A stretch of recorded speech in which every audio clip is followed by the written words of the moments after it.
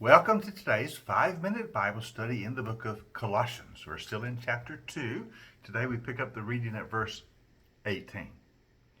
Now remember from yesterday's session that Paul begins this paragraph or this section of the book by warning the Colossian believers against the dangers of legalism, of your religion simply become a legalistic exercise rather than real communion and faith in and with Jesus Christ. It seems those false teachers in Colossae were promoting a form of legalism. Now it continues that thought as we pick up in verse 18.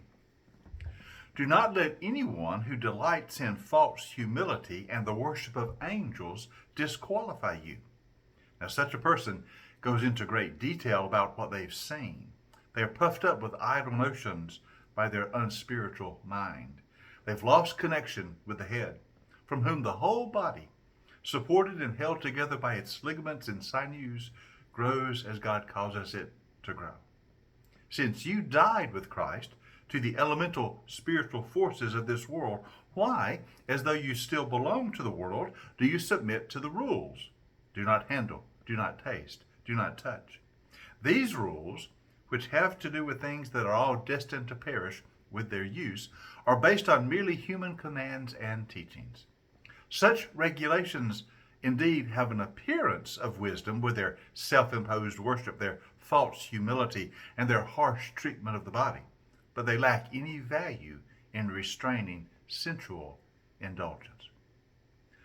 Paul is quite clear in his denunciation of these legalistic practices, these rules of do not taste and do not handle and do not touch. This legalism puts emphasis on keeping the rules rather than being in fellowship with Jesus Christ. Notice he said these people have lost connection with the head. Now who is the head? The head of the body is Christ.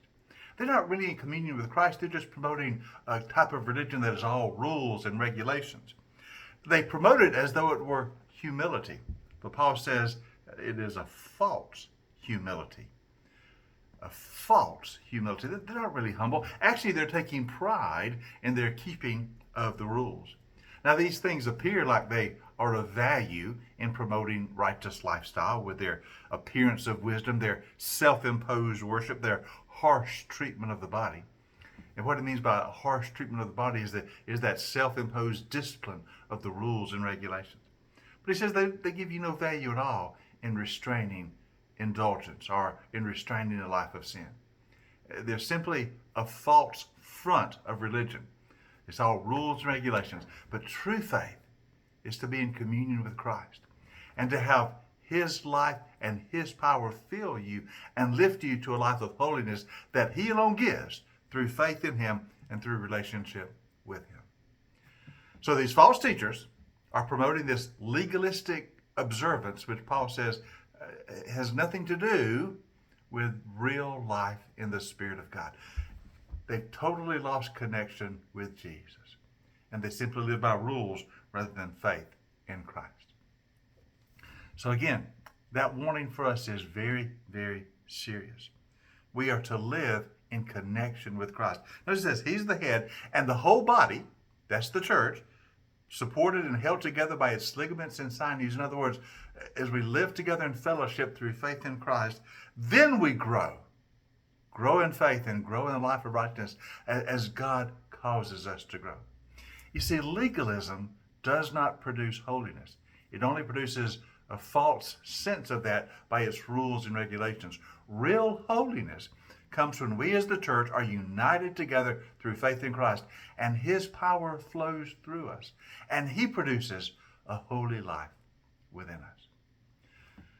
So Paul says, don't let these false teachers judge you or impose their rules on you. You simply live through faith in Jesus Christ by the power of His Spirit within you. Stay connected with Him as the church, and you will find God is causing you to grow as He purposes you and as He wills you to grow. Now, there's one more thing in this passage of this legalistic teaching of the false teachers that is interesting. Paul mentions something about the worship of angels. Notice he said in verse 18, do not delight or do not let anyone who delights in false humility and the worship of angels disqualify you. What is this worship of angels all about? There was something about the false teaching that not only was legalism, but also involved a worship of angelic beings, a false worship of angelic beings. So Paul wants you to be steering clear of that. In tomorrow's session, we'll go into some detail about what this false teaching was. What will they mean by trying to get you to worship angels? What was going on there? So we'll talk about that part of the Colossian heresy tomorrow and Paul's warning against it. So join us next time for our 5-minute Bible study in the book of Colossians.